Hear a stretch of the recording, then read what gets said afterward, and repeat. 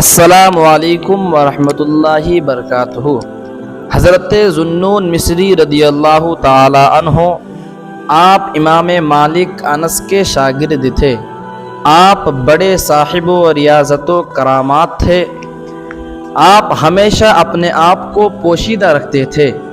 چند باخدا لوگوں کی صحبت سے آپ کا یقین درست ہو گیا اور توکل میں استقامت اختیار کر کے ریاضت شاقہ میں مشغول ہو گئے۔ آپ فرماتے ہیں کہ 10 سال تک میرے نفس کی یہ خواہش رہی کہ پلاؤ کھاؤ، لیکن میں نے اسے محروم رکھا۔ ایک دن ایک آدمی پلاؤ کی دیگ پکوا کر لایا۔ اس نے کہا کہ میں نے یہ دیگ پکوائی تھی کہ رسول کریم صلی اللہ علیہ وسلم کو خواب میں دیکھا۔ آپ صلی اللہ علیہ وسلم نے فرمایا، کیا تمہیں قیامت میں میری ملاقات کی خواہش ہے؟ میں نے عرض کیا، جی ہاں یا رسول اللہ صلی اللہ علیہ وسلم۔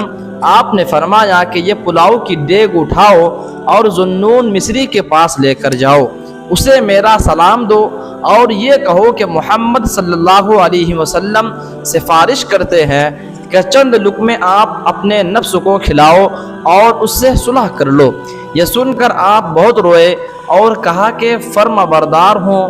نقل ہے کہ جب آپ کی بہت شہرت ہوئی تو اہل مصر آپ کو زندیق یعنی بے دین کہنے لگے اور خلیفہ وقت سے آپ کی شکایت کی۔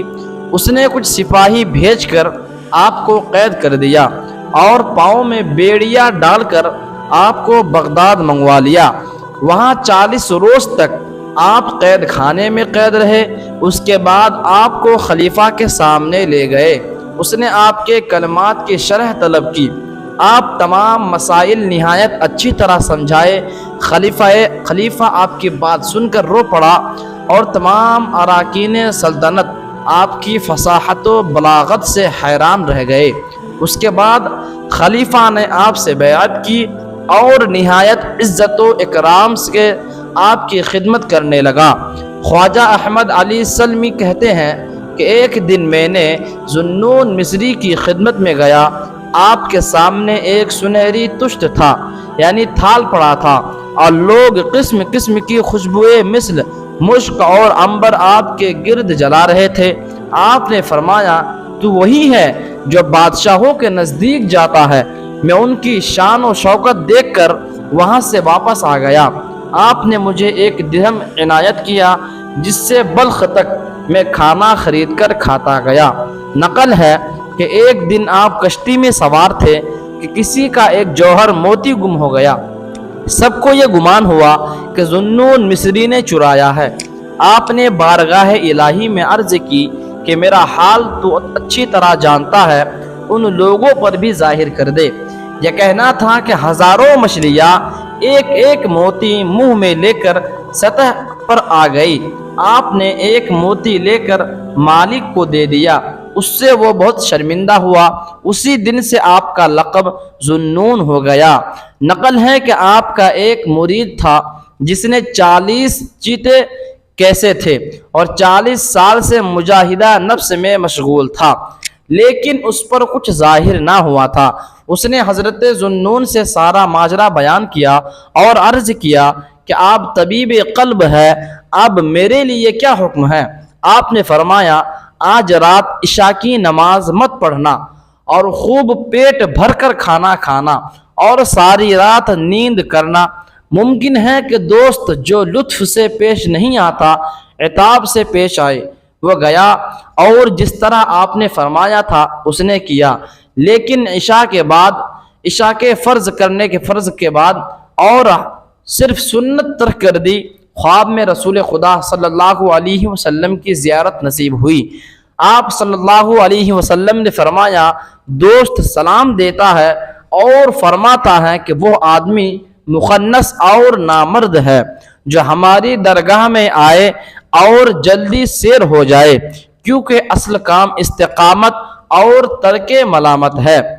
تاہم حق تعالیٰ فرماتے ہیں کہ اس راہ زن مدعی ذوالنون کو میرا سلام دو اور کہو کہ اگر میں نے تمہیں رسوائے زمانہ نہ کیا تو خداوند جہاں نہیں ہوں۔ تاکہ تو آئندہ میرے عاشقوں اور خاک نشینوں کو منکر نہ کرے۔ آپ کے مرید نے جا کر سارا ماجرا حضرت ذوالنون مصری کے سامنے بیان کیا۔ یہ سن کر آپ عنایت خوشی سے رونے لگے۔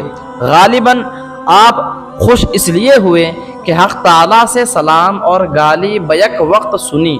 عاشقوں کو گالی سننے میں بھی مزہ آتا ہے۔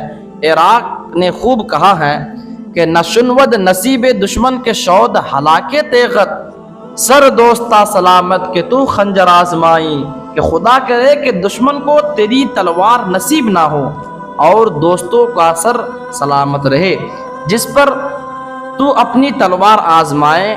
آپ کی کرامات دائرے تحریر سے باہر ہے۔ جس رات آپ کا وصال ہوا 17 آدمیوں نے رسول خدا صلی اللہ علیہ وسلم کو خواب میں دیکھا۔ آپ نے سب سے فرمایا کہ خدا کا دوست ذوالنون مصری آنے والا ہے، ہم اس کے استقبال کو آئے ہیں۔